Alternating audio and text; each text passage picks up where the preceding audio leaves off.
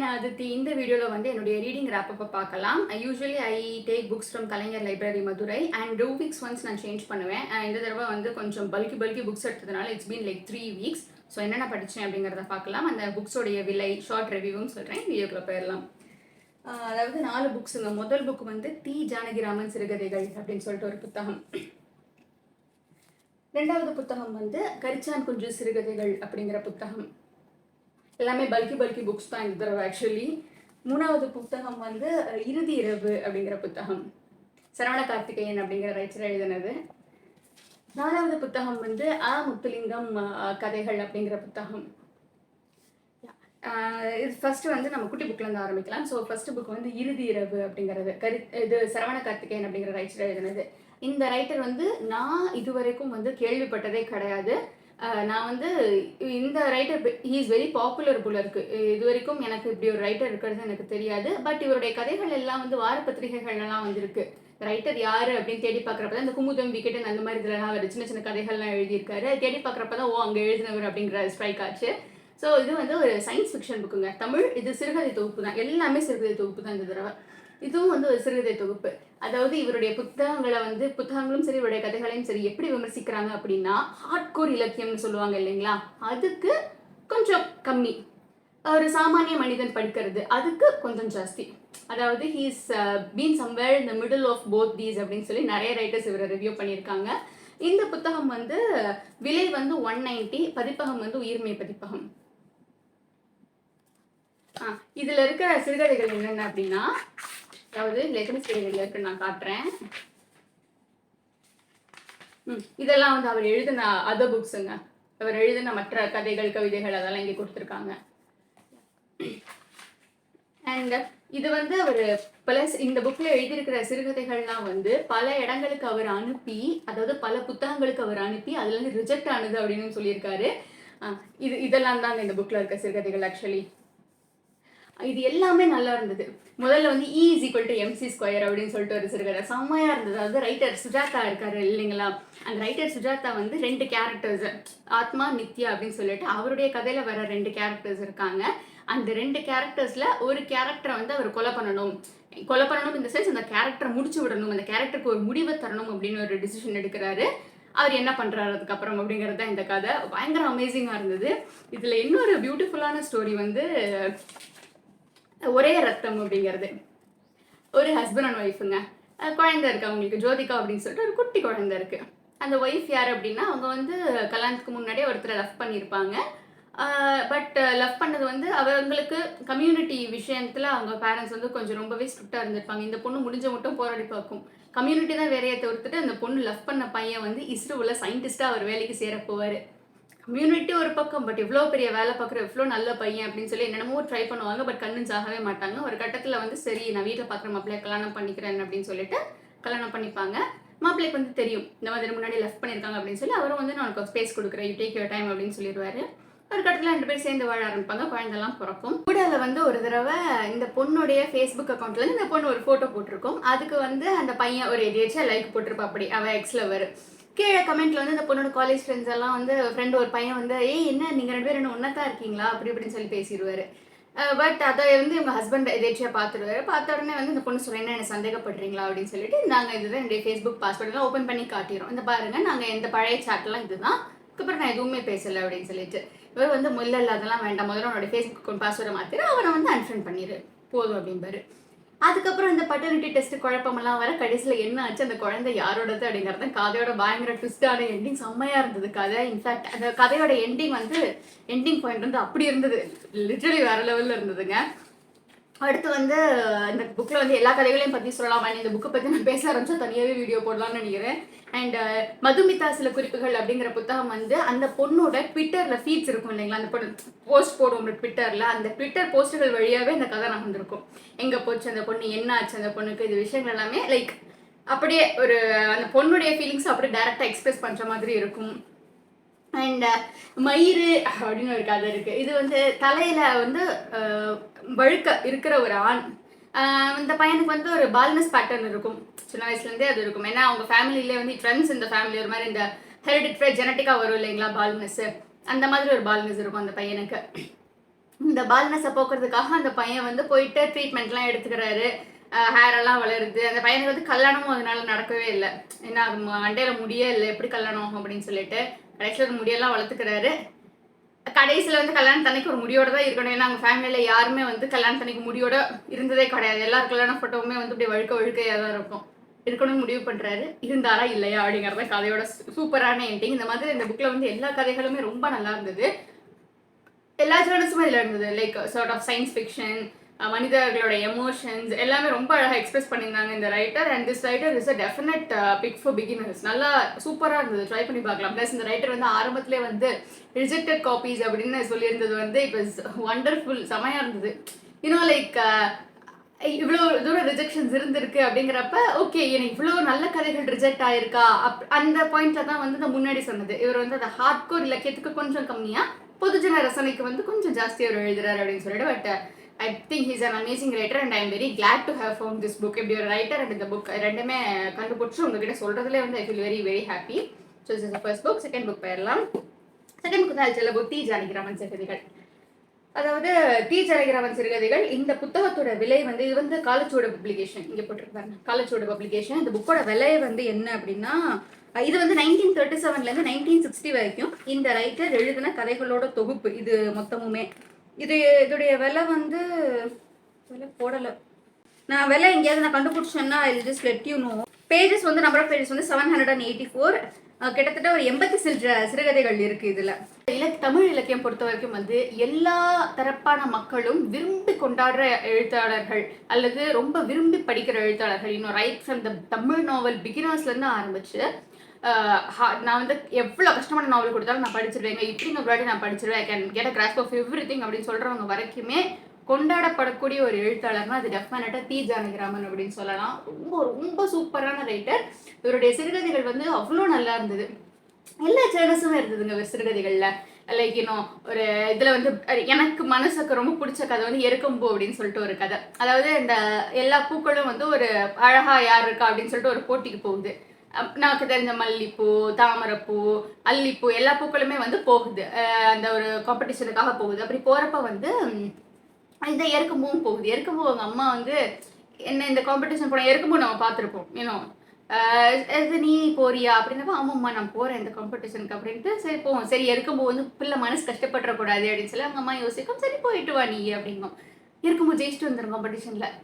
எப்படி நீ ஜெயிச்ச அப்படின்னு யார் யாரெல்லாம் வந்திருந்தா அப்படின்னு கேட்கறக்கு மல்லிப்பூ வந்துச்சா அப்படின்னு வரல, தாமரைப்பூ வந்துச்சா வரல, கனகாம்பரம் வந்துச்சா வரல, செம்பருத்தி வந்துச்சா வரல. அது பேர் சொல்கிற பூ எல்லாமே வந்து இந்த மூலிகை பூக்கள், அந்த மூலிகை செடியிலேருந்து வர்ற பூக்கள், மருந்து செடியிலேருந்து வர்ற பூக்களாக சொல்லியிருந்து இவங்களாம் தான் வந்திருந்தாங்க அப்படின்னு சொல்லிட்டு. சரி சரிம்மா ஓகே ஒன்றும் பிரச்சனை இல்லை, சந்தோஷம் தானே, சந்தோஷமா இரு அப்படின்னு சொல்லிட்டு எருக்கும் வந்து ஜாலியாக ஆடிட்டே போகும். அப்போ வந்து விநாயகர் பெருமான் வந்து பார்ப்பாரு. விநாயகர் பெருமான் வந்து பார்த்து எருக்கும் போய் எடுத்து வச்சுப்பாரு. அப்போ வந்து சொல்லு நான் வந்து போட்டியில் ஜெயிச்சேன்னு தெரியுமா அப்படின்னு. அப்படியா நீ என்ன வச்சுக்கிறியா அப்படின்னோடனே எருக்கும் போய் வந்து விநாயகர் பெருமான் வச்சுக்கிட்டாரு அப்படிங்கிற மாதிரி இந்த கதை முடியும். அதாவது இது கேட்கறதுக்கு வந்து ஒரு மாதிரி என்ன இது லைக் இன்னும் ஒரு லைட் ஒரு மாதிரி ஹியூமரஸாக தான் இருக்கும். பட் வாசிக்கிறப்ப அவ்வளோ நல்லா இருந்தது. ஏன்னா சாதாரண எருக்கம்பூ நம்ம இனிமேல் எருக்கம்பூ எங்கே பார்த்தாலும் நமக்கு இந்த கதை தான் தோணும். எருக்கம்பூ விநாயகர்கிட்ட வந்தது வந்து இதுக்கு நிறைய ஆன்மீக காரணங்கள்லாம் நிறைய இருக்கலாம். பட் ஒரு கதை வயசாக பார்க்குறப்ப இது சூப்பராக இருந்தது. அதே மாதிரி இன்னொரு ஃபன்னியான கதை வந்து ஒரு 2 எலியோட கதை.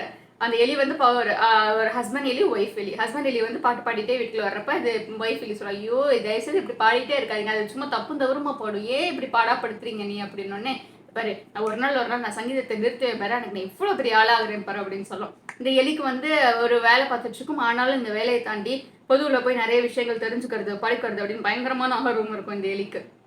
இந்த ஆர்வமே வந்து அந்த எலியை வந்து ஒரு ஃபாரினுக்கு அனுப்பி அங்கே இருக்கிற எலிகள்லாம் வந்து எப்படி வாழுது, பொருட்களை எப்படி பதுக்குதுன்னா ஒரு ஸ்டடி பண்ணிட்டு வாங்கன்னு ஹஸ்பண்ட் ஒய்ஃபை அனுப்பிடுவாங்க. அங்கே போய் இது வழக்கம் போல் இசையை பற்றி ஏதோ ஒரு வார்த்தையை விட இது வந்து ஒரு பெரிய இசை கலைஞர் இவர் அப்படின்னு சொல்லி எல்லாத்துலையும் விளம்பரம்லாம் பண்ணிடுவாங்க. ஏன்னா அங்கே இருக்கிறவங்களுக்கு இசையை பற்றி ஒன்றுமே தெரியாது. மனைவி எலி வந்து கேட்கும், ஏங்க என்னது இதெல்லாம் இப்படி நடந்துட்டு இருக்கு, இதெல்லாம் நமக்கு வேணுமா பார்த்துக்கங்க நீங்கள் அப்படின்னோடனே இல்லை பாரு எவ்வளோ பெருமையாக இருக்கு பாரு அப்படின்ட்டு ஒரு கட்டத்தை வந்து வாசிச்சு காட்டுங்க அப்படிம்பாங்க. இது ஒய்ஃப்ட்ட கேட்கும் ஹஸ்பண்ட், சுருதி சேர்க்க தெரியுமா உனக்கு, நீ எனக்கு என்ன தெரியும் ஏன்ட்ட வந்து சுருதி சேர்க்க தெரியுமான்னு கேட்குறீங்க அப்படின்னு.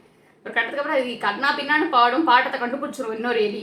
இந்த பாருங்க நீங்கள் வந்து இசையை அசிங்கப்படுத்தாதீங்க, நீங்கள் வந்து தமிழ் இசையை வந்து ரெப்ரசென்ட் பண்ணி நீங்கள் வந்திருக்கீங்க, இப்படியே அசிங்கப்படுத்திட்டு இருக்கீங்க, தெரியலன்னு சொல்ல வேண்டியதானே நீங்கள் அப்படிங்கும். கட்டத்துக்கு அப்புறம் அது பெரிய ஆள் ஆகும், இசையை விடும், அதெல்லாம் அப்புறம் என்ன நடக்குது அப்படிங்கிறது தான் கதை. இதுவுமே வந்து ரொம்ப ஹியூமரஸாக ரொம்ப லைட்டாக இருந்தது. ஆக்சுவலி இன்னொரு மக்களுக்கு ஒரு பிம்பம் என்ன இருக்கும் அப்படின்னா, இந்த மாதிரி ரைட்டர்ஸோட கதைகள்லாம் வந்து ரொம்ப படிக்கிறதுக்கு கஷ்டமாக இருக்கும் அப்படின்னு சொல்லிட்டு. பட் இவன் நானே வந்து ஒரு பாயிண்ட் வரைக்கும் அப்படி தான் யோசிச்சுட்டு இருந்தேன். இந்த மாதிரி ரைட்டர்ஸ் எல்லாம் பார்த்தாலே ஐயோ இல்லை இதெல்லாம் படிக்கிறதுக்கு நமக்கு கஷ்டமாக இருக்கும் போல இருக்கு அப்படின்ட்டு. But it's not, definitely it's not like that. ஏன்னா அழகாக படிக்கலாம், இதெல்லாம் வந்து பிகினர் சூப்பராக படிக்கலாம். அவ்வளோ கஷ்டமான தமிழ் டெஃபினட்டாக கிடையாது. ஸோ அந்த புக்கை வந்து நீங்கள் இது like if you can afford, எனக்கு தெரிஞ்ச இந்த புக் ஒரு லைக் ஒரு 700-800 இருக்கும்னு நினைக்கிறேன், if I'm not wrong. And yeah, நீங்கள் வந்து டெஃபினட்டாக இந்த புக்கும் நீங்கள் ட்ரை பண்ணி பார்க்கலாம். And let's go to the next book. Karichan Kunju சிறுகதைகள். இது வந்து 1943லேருந்து 83 வரைக்கும் கரிச்சான் குஞ்சு அவர்கள் எழுதிய சிறுகதைகள் எல்லாத்தையும் தொகுத்திருக்காங்க. திஸ் இஸ் ஆல்சோ காலச்சுவடு பதிப்பகம். விலை வந்து 825 rupees. இது வந்து அவருடைய சிறுகதைகள் முழு தொகுப்புங்க. 2 பேர் தொகுத்திருக்காங்க. இங்கே பேர் போட்டிருக்காங்க பாருங்க, 2 பேர் தான் தொகுத்திருக்காங்க. ஸோ இந்த புக்கில் வந்து என்னென்ன கதைகள் இருக்கு அப்படின்னா கிட்டத்தட்ட ஒரு 99 கதைகள் இருக்கு. ப்ளஸ் இவருடைய ஒரு இன்டர்வியூவும் இருக்கு. இந்த புக்கோட ஸ்டார்டிங்லேயே வந்து சில பேஜஸ்க்கு வந்து ஒரு கதையும் என்ன விஷயத்தை பற்றி சொல்லுது அப்படின்னு சொல்லி ரொம்ப அழகாக சொல்லியிருப்பாங்க. ஒரு எப்படி சொல்றதுன்னா ஒரு ப்ரிஃபேஸ் மாதிரி வச்சுக்கோங்களேன். அதாவது அந்த கதையை படிக்கிறதுக்கு முன்னுக்கூட்டி அந்த கதையோட ஒரு ஓவர்வியூ, அதாவது இந்த கதையில இதுதான் இருக்கும், இந்த கதையில இதுதான் இருக்கும் அப்படின்னு நம்ம வந்து ஒரு ஓவர்வியூ நம்ம தெரிஞ்சுக்கிட்டு உள்ள போய் படிப்போம் இல்லைங்களா, அந்த மாதிரி இருந்தது. பட் அதுவே ஒரு 20-25 பக்கத்துக்கு போகுது. That's one thing. இது வந்து அதாவது மனிதர்களோட மனநிலை, மானுட மனநிலையை வந்து ரொம்ப அழகாக சொல்லியிருப்பாரு. இந்த கதை தொகுப்புல வந்து விளிம்பு நிலை மனிதர்கள்லேருந்து ஆரம்பிச்சு பணக்கார மனிதர்கள் வரைக்கும் எல்லாருடைய எமோஷன்ஸ், எல்லாருடைய ஃபீலிங்ஸ் எல்லாம் ரொம்ப அழகாக சொல்லியிருப்பாரு. இதுலேருந்து ஒரு 2 கதையை வந்து நான் லைக் ரீடிங் பிளாக்ல ரிவ்யூ பண்ணியிருக்கேன். நான் லிங்க் இங்கே கொடுக்குறேன். So I don't want to repeat that again and again. நான் திருப்பி சொல்கிற மாதிரி இருக்கும்னு சொன்னால் this is also and yet another amazing book. Karichan Kunju அவர்களையும் நீங்கள் டெஃபினட்டாகவே ட்ரை பண்ணி பார்க்கலாம். இவருடைய சிறுகதைகள் ப்ளஸ் இவருடைய ஒரு புக்கு நல்லா இருக்கும். இவருடையது கரிச்சன் குஞ்சோட பசித்த மானுடம்னு நினைக்கிறேன். ஒரு வெரி வெரி பாப்புலர் புக். நிறைய அவார்டெல்லாம் வாங்குச்சு, பயங்கரமாக ரிவ்யூ பண்ணியிருந்தாங்க. பட் அந்த புக் நான் படிச்சது இல்லை, நான் கேள்வி மட்டும் தான் படிச்சிருக்கேன். இட்ஸ் வெரி குட் புக் அப்படின்னு சொல்லிட்டு இந்த புக் வந்து if you can afford you can definitely get it. இப்போ இந்த எடிஷனோட ப்ரைஸ் வந்து 825, பட் இப்போ வந்து விலை ஏறி இருக்கும். இட் வுட் பி அரௌண்ட் 925 950 இருக்கும்னு நினைக்கிறேன். And yeah, you can definitely own a copy of this. இது நீங்கள் லைப்ரரியில் எடுத்து படிச்சிங்கன்னா ரொம்ப நல்லது. பட் இஃப் யூ சில ரைட்டர்ஸோடைய காப்பீஸ்லாம் நம்ம ஓன் பண்ணி வச்சோன்னு வச்சுக்கோங்களேன், நம்ம எப்போனாலும் படிக்கலாம். நீங்கள் ஓன் பண்ணி வைக்கணும் அப்படின்னு நினச்சிங்கன்னா this is apart from the review நான் சொல்கிறேன், மௌனியோட கதை தொகுப்பு நீங்கள் ஓன் பண்ணலாம். ஏன்னா மௌனி சிறுகதைகள் வந்து அவர் லிட்டரலி ஒரு 22 கதையை நம்ம தாங்க எழுதியிருக்காரு. 22 கதை எழுதியிருக்காரு. 22 மணிமணியாக இருக்கும். நீங்கள் ஓன் பண்ணணும்னு நினச்சிங்கன்னா அது வந்து விலையும் கம்மியாக இருக்கும். So if you want to start your book collection or something, தமிழில் வந்து நீங்கள் வச்சுக்க வேண்டிய சிறுகதை ரைட்டர்ஸில் முக்கியமான ஒருத்தர் வந்து மௌனி. பட் இதை வச்சுக்கலாம். இதோட டெஃபினட்டாக வாங்கிக்கலாம். ஃபைனல் புக் வந்து முத்துலிங்கம் சிறுகதைகளுங்க. இது தாங்க எக்ஸ்பென்சிவான புக்கு. 1800 ரூபாய். ஐ திங்க் விலை போட்டிருந்தா இதுவும் அந்த புக்குமே நம்ம தீஜாராவோட புக்கும் தீஜானிகிராமனோட புக்குமே வந்து சேம் விலை தான் வரும்னு நினைக்கிறேன். இதில் வந்து ஆக்சுவலாக புக் மார்க்ஸ் நான் வச்சுருக்கேன், த்ரோ இட் அவே. யா, இது வந்து இவர் வந்து ஒரு ட்ராவலர். இவர் வந்து ஸ்ரீலங்கன் ரைட்டர். இவர் ட்ராவல் பண்ணி போய் எல்லா இடங்கள்லையுமே இவருக்கு என்ன மாதிரி அனுபவம் கிடைச்சிச்சு அப்படிங்கிறது சில கதைகள் எழுதியிருப்பாரு. சில கதைகள் வந்து நம்ம நார்மலாக ரீட் பண்ணுற சிறுகதைகளாக எழுதியிருப்பாரு. இவர் வந்து அதாவது ஃபாரின்லேருந்து ஆரம்பித்து நம்ம ஊர் மண் வரைக்கும் மக்கள் எப்படி இருக்காங்க, அங்கே இருக்கிற விஷயங்கள் எப்படி இருக்குது, அவங்க என்னென்ன எக்ஸ்பீரியன்ஸஸ் ஃபேஸ் பண்ணுறாங்க அப்படின்னு சொல்லிட்டு எல்லாமே ரொம்ப அழகாக எழுதியிருப்பாங்க. இதில் வந்து பேய் கதையெல்லாம் கூட இருக்குங்க. அதாவது ரூபவதி அப்படின்னு சொல்லிட்டு ஒருத்தரோட ஒய்ஃப் இருப்பாங்க. எல்லாத்துலேயுமே வந்து வித்தியாசமாகவே யோசிக்கும் அந்த பொண்ணு. திடீர்னு பார்த்தா இவ்வளோ பேசும், திடீர்னு பார்த்தா ரொம்ப ஹைப்பர் ஆக்டிவாக இருக்கும், திடீர்னு பார்த்தா படுத்துக்கும், இந்த எல்லாமே இதாக இருக்கும். பட் அவங்க ஹஸ்பண்டும் வந்து ஓகே யாருமே இருக்காது அந்த பொண்ணுக்கு, ஒரு கல்யாணம் பண்ணிடுவாங்க, சரி பரவாயில்லம்மா இருந்துக்கும் அப்படின்னு சொல்லி எதுவும் இது பண்ண மாட்டாங்க. ஒரு பாயிண்ட்ல வந்து குழந்தை பெற்றுக்கணும் அப்படின்றப்ப அந்த பொண்ணு வந்து நான் எப்படி குழந்தை பெற்றுக்க முடியும், இல்லை அப்படின்னோடனே இல்லைம்மா அதுதான் இயற்கை நியதி அப்படித்தானே பெற்றுக்கிறாங்க அப்படின்னோடனே வந்து இது அதாவது விலங்குகள் எல்லாம் வந்து ஆண் விலங்குகள் ப்ரெக்னென்ட் ஆகும் இல்லைங்களா, அந்த கடல் குதிரை மாதிரி அதெல்லாம் உதாரணம் காட்டும் பார்த்தீங்களா, அதெல்லாம் ஆண் தான் ப்ரெக்னென்ட் ஆகுது அப்படின்னு. அது ஆகுது, அது இயற்கை எப்படி படிச்சுது, ஆனால் இங்கே அப்படி இல்லை, இயற்கை பெண்களை தானே ப்ரெக்னென்ட் ஆக சொல்லி வச்சிருக்கு அப்படின்லாம் சொல்லுவார். சரி ஒரு கட்டத்துக்கு அப்புறம் சொல்லி பிளட் டெஸ்ட்லாம் கொடுக்க ஒத்துக்குவாங்க. பிளட் டெஸ்ட் பண்ணிட்டு ஃபோன் பண்ணுவீங்க, மனுஷங்களெல்லாம் 33 ரத்த வகை தான் இருக்குது, ஒய்ஃபோட ரத்த வகை வந்து எதுலேயுமே மேட்ச் ஆகலை. என்னங்க சொல்லிட்டீங்க, நல்லா செக் பண்ணிங்களா? தரோவாக செக் பண்ணேன், ஒய்ஃபோட ரத்த வகை எதுலேயுமே மேட்ச் ஆகலை. இதுலேயும் மேட்ச் ஆகலைன்னா அப்படின்னு திரும்பி பார்ப்பாரு. இந்த பொண்ணு சோஃபாவில் உட்காந்துருக்கும், டிவி அங்கே இருக்கும், ரிமோட்டை வச்சு சேனல் மாற்றாது, கை இங்கேயே இருந்து அங்கேயே வரைக்கும் நீட்டு சேனல் திருப்போம். அதெல்லாம் வந்து படிக்கிறப்ப வந்து அவ்வளோ நல்லா இருந்தது. இதெல்லாம் மேபி இதை கேட்குறவங்களுக்கு வந்து சில்லியாக இருக்கலாம், அது என்னது இது ஒரு பேய் கதை அப்படின்ட்டு. பட் அதை படிக்கிறப்ப வந்து அந்த பொண்ணு என்னென்ன விஷயங்கள்லாம் பண்ணுது, அதை திருப்புறப்ப தான் ஓ இந்த பொண்ணு இதனாலதான் லைக் ஒரு மாதிரி ஃபிட்டுன்னு ஆகாம வினோதமா நடந்துக்குது அப்படிங்கிற மாதிரி நமக்கு தெரியும். இதுல வந்து எல்லா சிறுகதைகளுமே நல்லா இருந்ததுங்க. இதுலயே வந்து நான் ஒரு 2 சிறுகதைகளை வந்து என்னுடைய ரீடிங் ப்ளாக்லயே சொல்லியிருக்கேன். நான் லிங்க் இங்க கொடுக்குறேன், டிஸ்கிரிப்ஷன்லயும் கொடுக்குறேன். நீங்க செக் பண்ணி பார்த்துக்கோங்க. அகைன் முன்னாடி சொன்ன மாதிரி I don't want to repeat that again and again. இதுலயும் வந்து எத்தனை சிறுகதைகள் இங்க 85 சிறுகதைகள் இருக்குங்க இதுல. இதுல இருந்து காபூல் திராட்சை அப்படிங்கிறது ஒரு ஊருக்கு ஒரு ஃபிளைட்ல ஒரு வேலை விஷயமா போறாங்க. அங்க ஒரு அந்த இடத்துல தங்குறாங்க. அங்க வந்து ஒரு ஒரு விஷயத்துக்கும் ஒரு ஒரு வேலை போட்டிருக்காங்க நைட்டு. அந்த ஃபேனுக்கு இந்த வேலை, இதுக்கு இந்த வேலை அப்படின்னு சொல்லிட்டு என்ன எதை மீன் பண்ணி போட்டிருக்காங்கன்னா, ஏதாவது ஒன்று கிடக்க ஒன்றாச்சுன்னா நீ தான் அந்த பணத்தை கொடுத்துட்டு போகணும் அப்படின்னு சொல்லிட்டு. ஆனால் எதுவுமே ரூம்ல உருப்படியா இருக்காது. அவங்களோட எக்ஸ்பீரியன்ஸஸ் அங்கே எப்படி இருந்தது அப்படின்னு சொல்லி இதெல்லாம் சொல்லியிருப்பாங்க. அண்ட் யூதர்களை பத்தி 2ஆம் உலக போர்ல நடந்த சில விஷயங்களை பத்தி எல்லாம் சொல்லியிருப்பாங்க. அதே மாதிரி வந்து ஒரு 2 இடங்களுக்கு இடையில போர் நடக்கிறப்ப வந்து ஒரு வீட்டில் இருக்க ஒரு பொண்ணு வந்து திடீர்னு காணா போய் ஒரு இதில் சேரும். அந்த பொண்ணு வந்து எந்த சைடில் சேர்ந்துச்சு அப்படிங்கிறத கடைசியில் ட்விஸ்டாக தான் சொல்லியிருப்பாங்க. அதாவது அவங்க பக்கம் சேர்ந்துச்சா இல்லை ஆப்போசிட் சைட் சேர்ந்துச்சா அப்படிங்கிறத ட்விஸ்டாக தான் சொல்லியிருப்பாங்க கடைசியில். இந்த மாதிரி வந்து அதாவது இந்த மாதிரி போர் அப்படிங்கிறது வந்து மனித குலத்துக்கு வந்து போர் அப்படிங்கிறது வந்து டெஃபினெட்லி ஒரு டிஸ்ட்ரக்ஷன் தான். ஆனால் அது லார்ஜ் ஸ்கேல் டிஸ்ட்ரக்ஷன் அப்படிங்கிறத தாண்டி சின்ன சின்ன மனிதர்கள் அது எந்த வகையில் அஃபெக்ட் பண்ணுது.